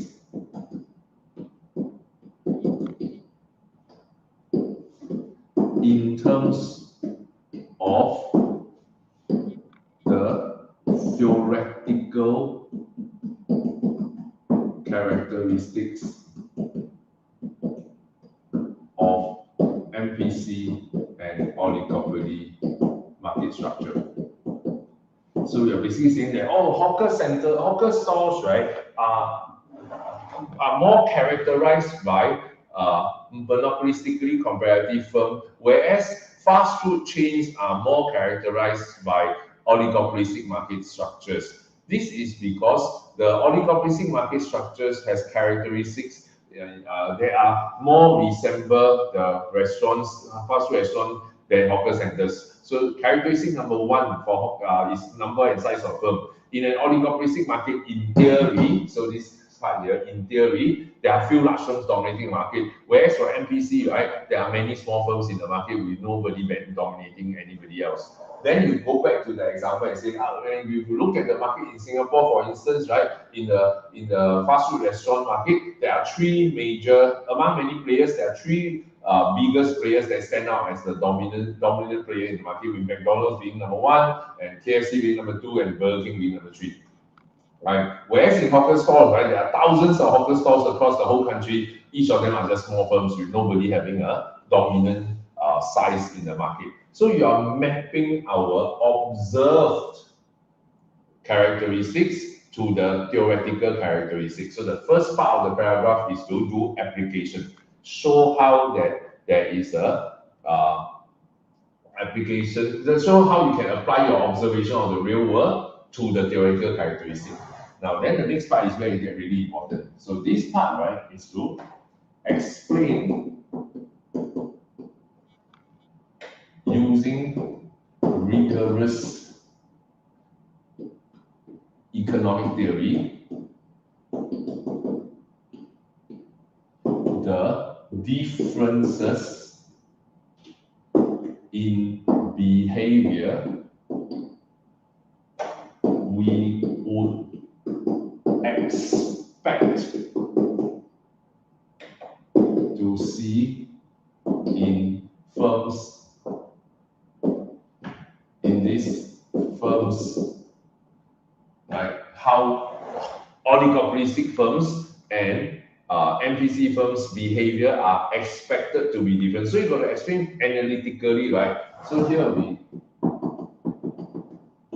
analytically explain why the characteristic 1, 2, and 3 of oligopoly will lead them to have a certain behavior. Why MPC firms with their different characteristic 1, 2, and 3 is expected to theoretically lead to a different behavior. So once you explain the economic theory part, so this is the part where you chalk up the theory marks. So the first arrow on top is where you do application, right? Where you do application here. The second part here is when you do the vertical portion is when you do your theory part. Then the last and final part, right, is you map back onto the observed behavior of firms in these two industries. So you come full circle back to real world. So we start from real world, then we end up in theory, then we use theory to explain the implications of those characteristics, and then we go back to application, back to the real world example. It should be the same two examples. Then you show that now I have theoretical explanation, the vertical portion, then the vertical portion here, then I also have the application component. So I apply the characteristic to the theory first, then I use the theory to explain the expected behavior, then I apply back to the characteristic again to the behavior that we observe. They say, hey, it matches, right? So MPC firm, hawker stores that we believe have the characteristic MPC firm do in fact behave in the way we theoretically behave, why they should, theoretically expect why they should behave in that way. And oligopoly is the same. All right, so that is how you do the CBP question for this. How you do a CBP paragraph. Now, then what about C to P? For C to P, right? Then you simply focus on how a characteristic that's like C4 of MPC and oligopoly using the same two real world example lead to different performance outcome, and then map back to the observation in the real world. So this is the standard structure of a C to B or C to P question. But I'm not done yet. I'm not done yet. So don't rush to turn your attention away. I now need to still got to show you something else for still on CBP question. So what you see here, right, in 2010, right, is a CBP question that asks you to explain the differences between oligopolistic competition and monopolistic competition. What those differences are, you get to decide, right? So once you get to decide on the differences, you want scope. Now, when you look at 2011 and 2011 question, right, explain how the different features of monopolistic competition and oligopoly, same two contexts again, affect the price and output determination. So once you see this phrase affecting the price and output determination in this market structure, then this is what? This is not P already, right? This they are locking you into B, because price and output determination is behavior. But is it B1 or B2? This is strictly B1, right? B1 is pricing behavior only. So that means your essay structure for 2011 question in your main body, R1 versus R2. In R1 has to be C to B1 and C to another B1. So both have to be about price and output decision, because the examiner locked your endpoint to be a price and output decision, only pricing behavior. Now, is this popular? So between these 2 years, 2010 and 2011, right, we see 2010 don't have, 2011 they strictly say pricing behavior. Now look at 2012. Best explain the market behavior. So here they didn't restrict. So 2012 you can choose B1 or B2. Then if you look at 2008 pricing decision, this is B1. 2006 price and affect price and output, again is behavior is B1. But 2001 the features of PC and oligopoly, this one never say price and output decision, so it's C to B, C to P. Then you look at the next page, 2015, how market dominance influence a firm's price and output decision. So this one again has to do B1 and B. So C to B, so it's C to B1, C to B1. So this is your R1 and R2, and this is your main body, and this is your intro to the essay. So this will be the structure of the essay. So whenever you see phrase like price and output decision, you have to do B1 and B1. Now what about this one? 2020. So prices, that means it's the same. It's still right. C to B1 and C to B1. So wherever you see how it affects price, and output is all C to B1. Cannot use behavior, cannot use performance already. All right. So then last point on this question type. Sometimes the question asks you to compare two market structure, like 2010 oligopoly and monopolistic competition, 2011 monopolistic competition and oligopoly, 2001 perfect competition and oligopoly. Sometimes they only ask you to do one market structure. For example, 2006 oligopolistic market. Don't need to compare anybody. So then the essay feels like a bit shorter, right? It is, right? It is a bit shorter. Then let's look at some more. 2020.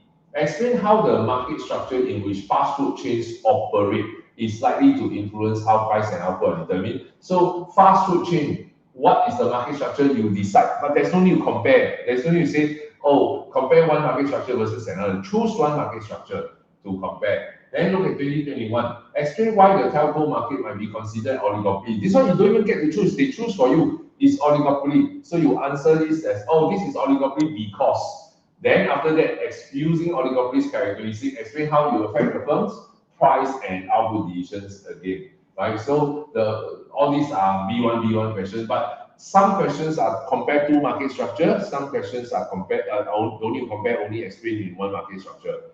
Those questions that are on one market structure will be shorter. All right, then now, next, what about this, 2015?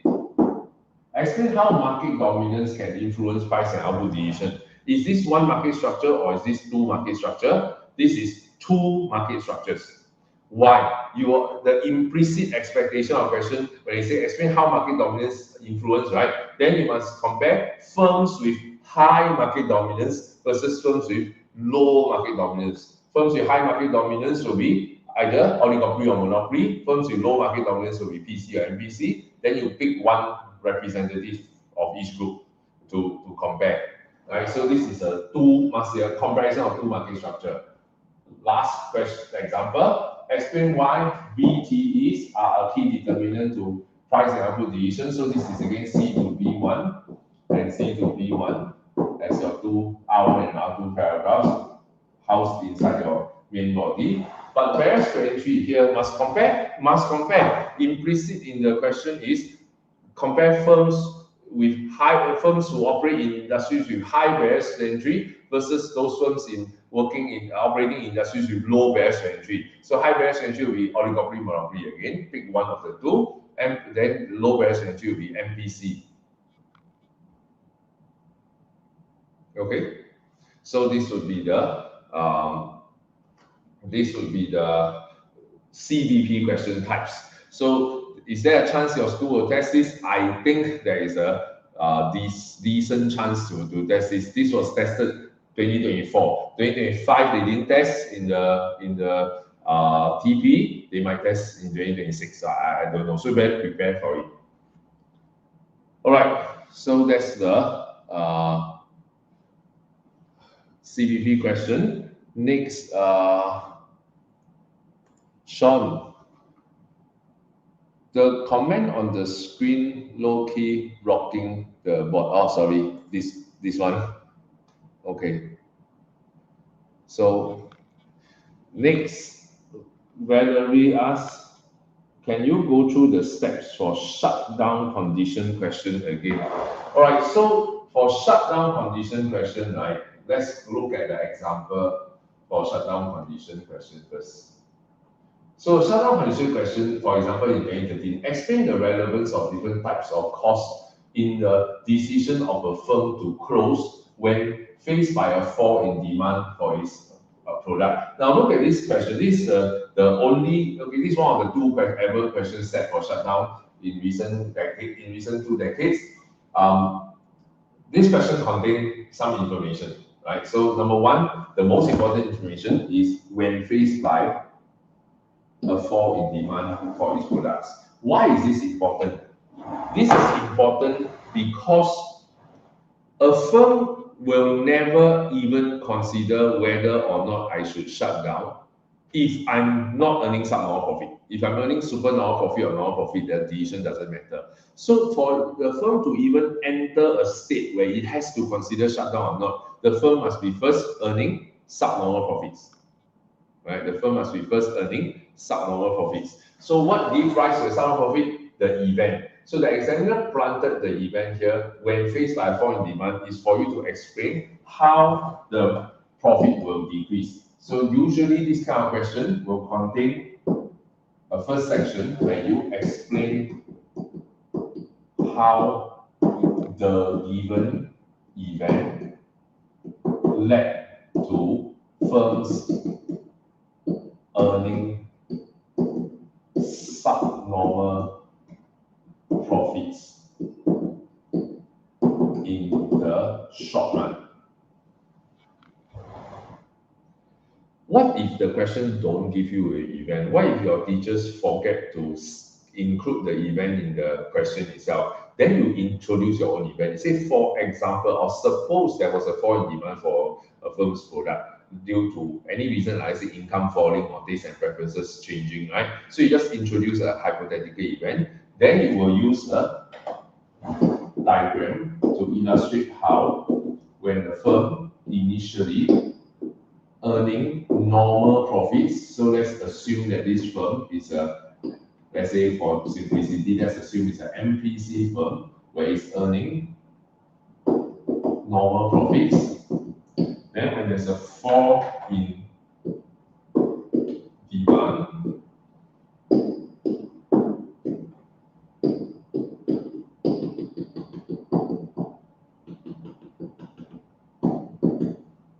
so you will have a subnormal profit created because of this. Then you say, okay, so in this case, might a firm consider shutting down? Yes, a firm will consider, but does it actually shut down or don't shut down? Then it depends on the different type of costs it has to consider. So here, you will split it into explain the relevance of variable costs and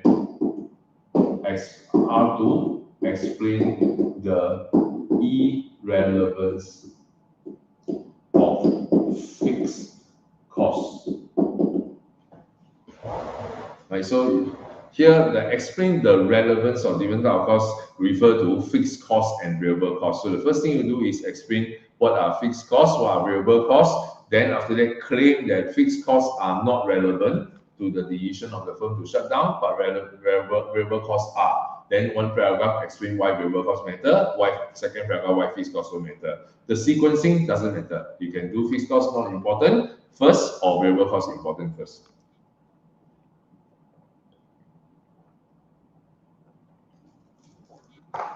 All right.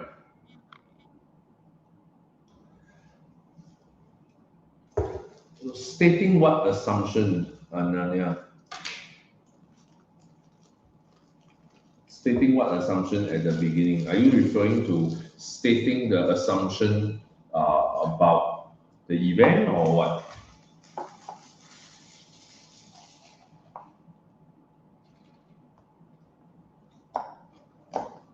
Right, so just for the rest of you, your benefit for the rest of you, Ananya asked whether stating the assumption at the beginning we can omit, but she didn't tell me what assumption. So I'm waiting for her to respond.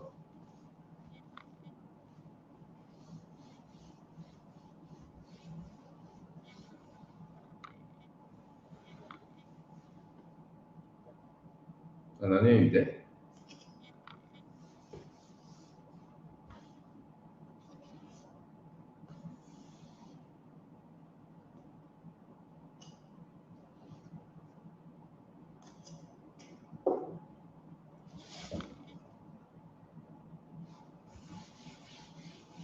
Okay, while waiting for Ananya to type her response, I will see if any other questions.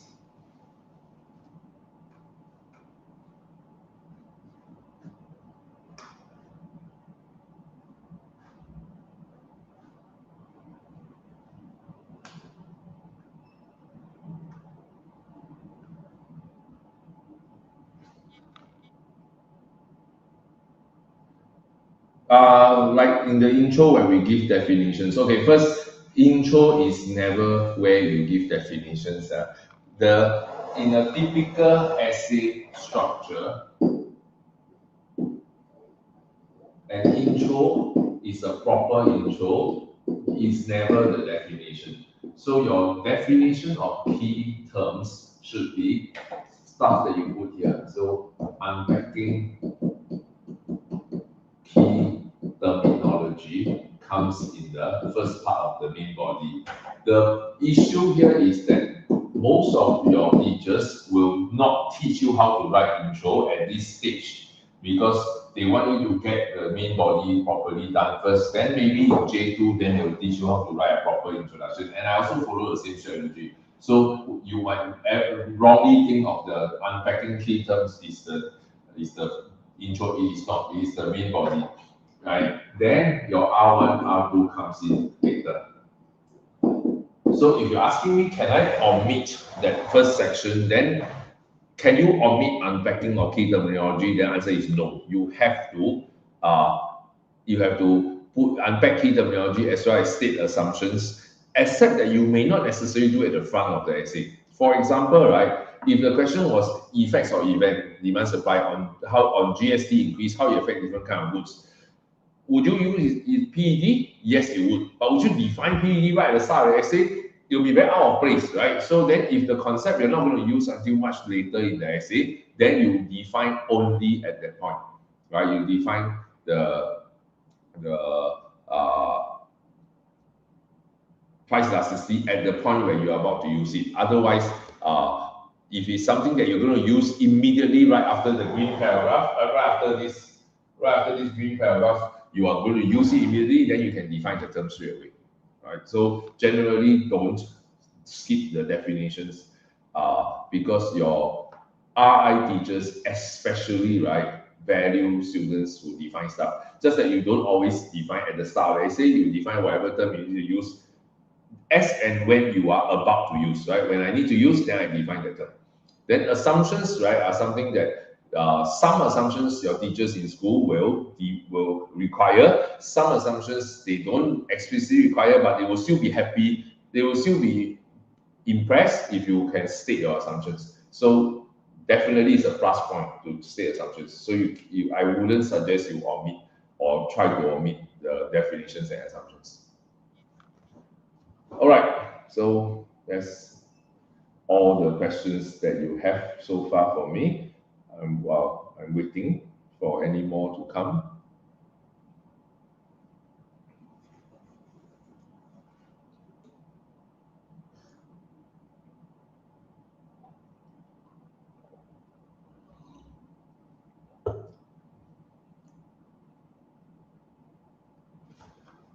How relevant, yeah, how relevant are alternative objectives of firms, and if they are really important for TP, can you briefly explain? Oh, definitely they are important for TP. It is definitely in the syllabus, alternative objective of firms, right? So if you want to look at an example of this, right?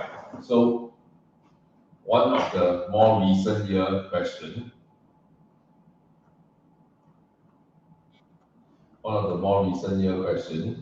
is this, right? Explain the likely effects on a firm's price and output when its objective changes from profit maximization to profit satisfying. So this is a very recent year question. So how relevant is it? It is relevant in the syllabus. It is part of our syllabus. It is also probably relevant to your exam because it's a recent year question, right? Cambridge examiners have said this just 4 years ago. Your school teachers would be aware that this is something that Cambridge examiner is still currently testing. So how do you want me to explain the concept or you want me to explain the relevance? I assume you want me to explain the concept, right? So let's go through this. Hang on, let me go back to this page. All right. So in terms of alternative objectives, right? Alternate objectives, one would be revenue maximization, sales maximization. This is also known as output maximization, also known as growth maximization. They're just different names, but they mean the same thing. Then you have limit pricing and predatory pricing. Right? In fact, according to Cambridge examiners report, you can even have P equals equals to MC. Now, each of these, right, has different objective. So for P equals to MC, the objective is to achieve allocative efficiency.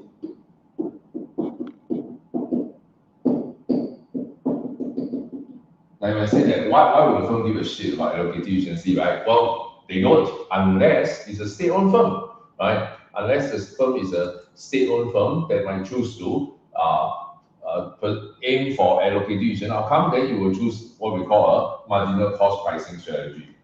What is predatory pricing objective? The objective of predatory pricing is to drive out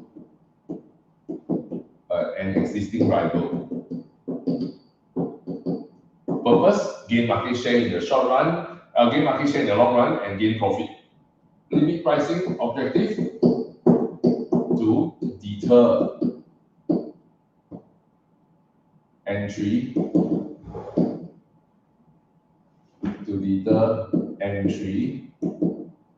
of I cannot spell properly.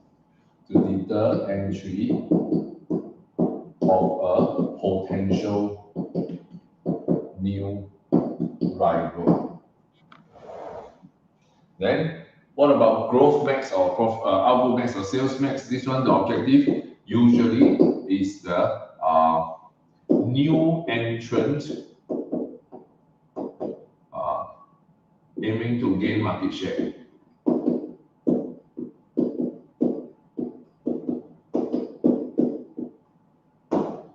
Then, what about revenue max? There are different objectives. The one I teach you, right, is to address short-run cash flow problems. This is the version I taught you, but the RI notes teach a different thing. RI notes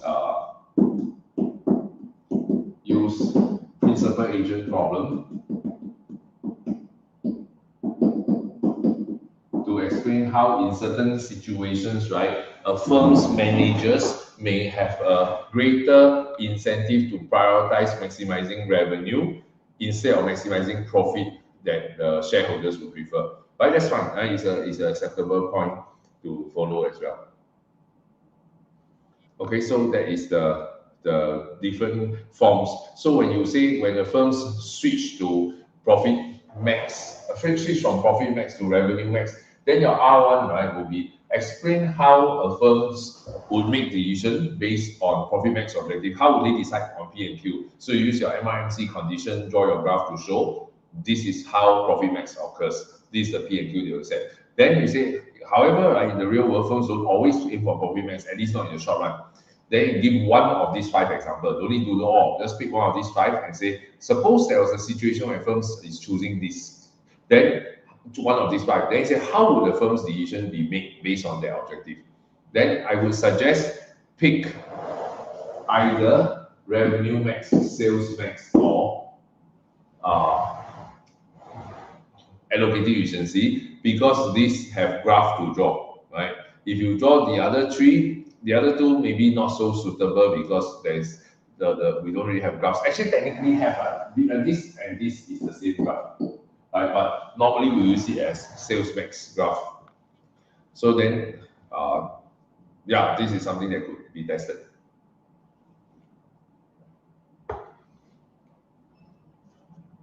Okay, I hope that answers your question, Sean.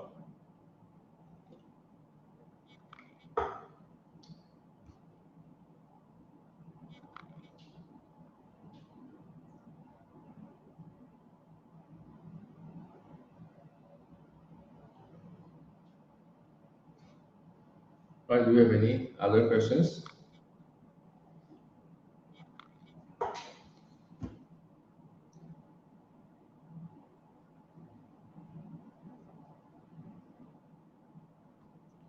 All right, if you don't have any other, oh wait, how to explain the irrelevance of fixed costs for shutdown condition? So basically, right, you give mathematical scenario, right? So to show irrelevance of fixed costs, then you say that suppose there was a firm where the TR is $1,000 and the TC is made up of TBC and TFC. Set the TBC such that it is less than TR. So the firm clearly TR basically so doesn't shut down. So conclusion here is do not shut down. Alright, then use another numerical example.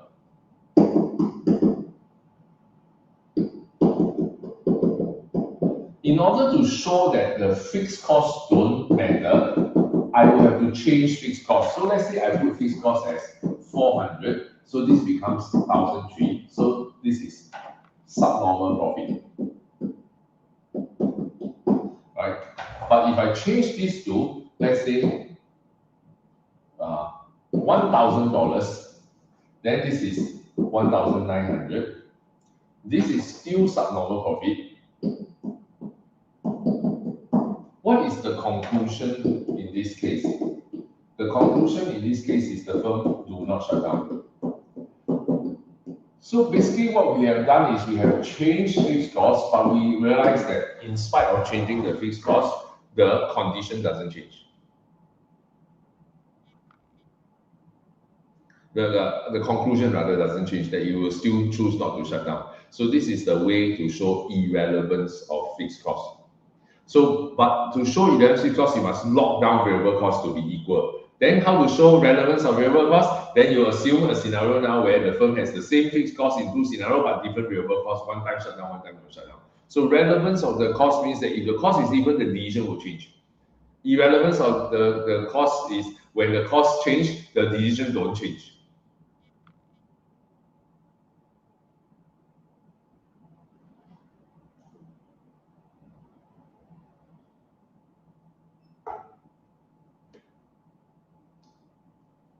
Okay?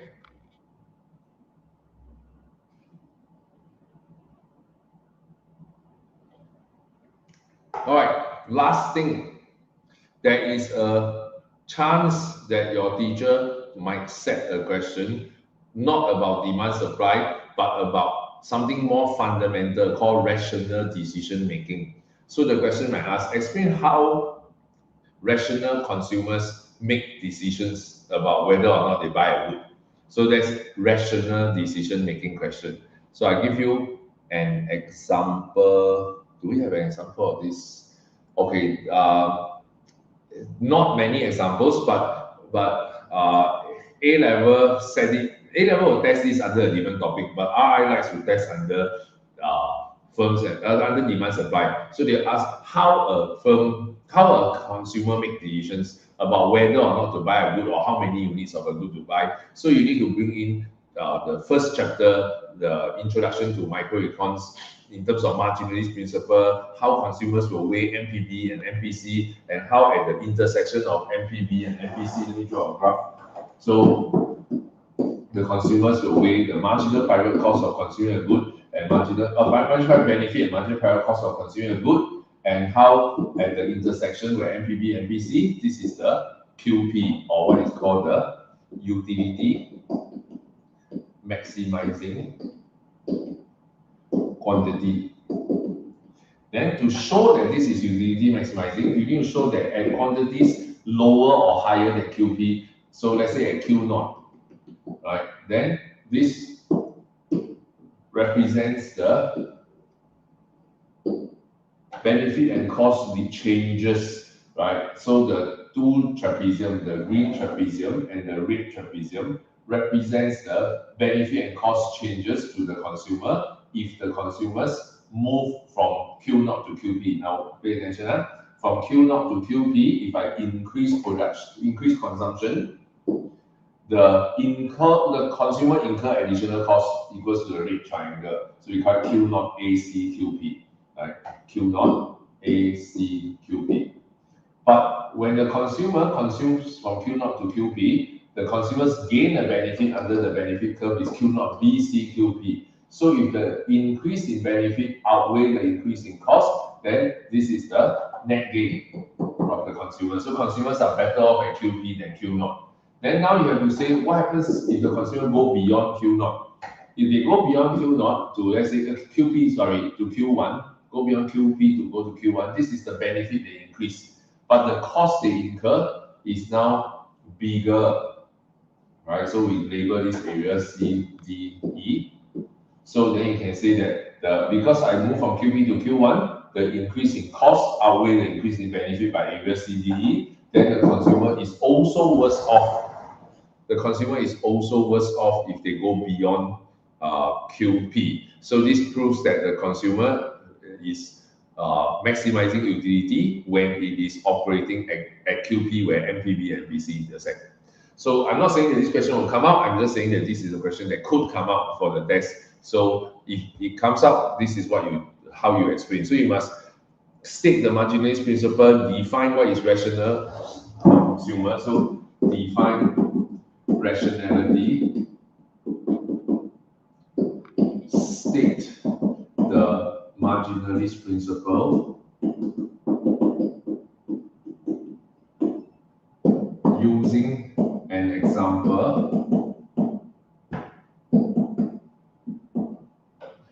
describe MPB and MPC.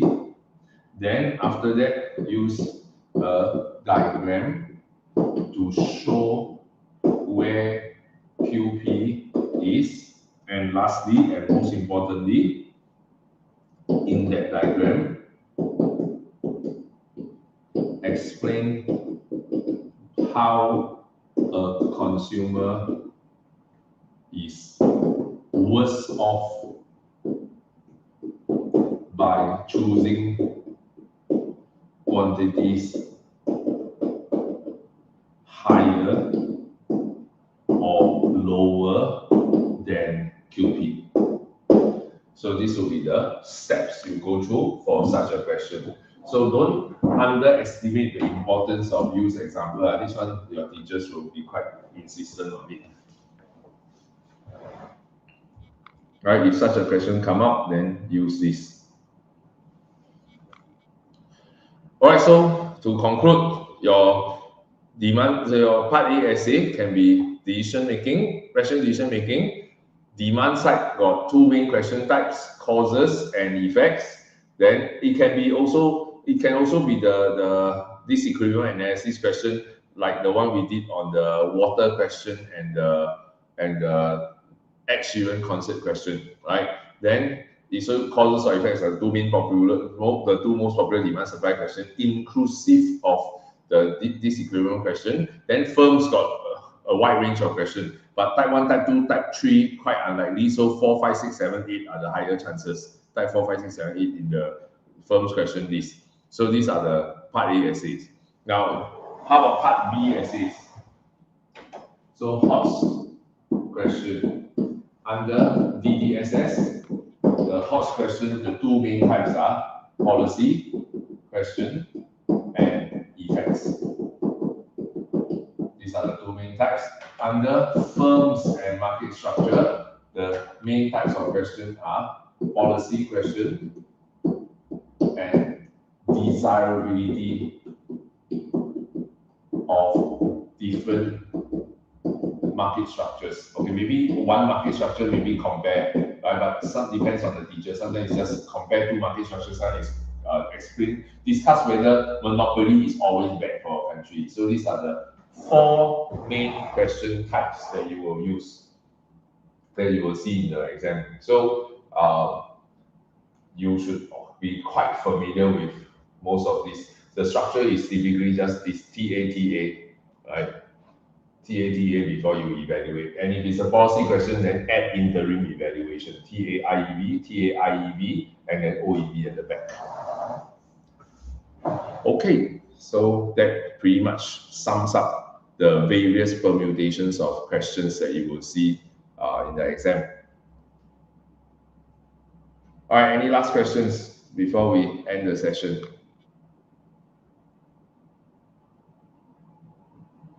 All right, so in case in future I have this problem again where you cannot type comment, can you please like and subscribe first so that in future you can comment. If I can't fix this problem, then you can still comment easily. All right, then if no questions, then we will end the live stream here, and I'll see you later in the week. Okay, that's all. Thank you. Bye bye.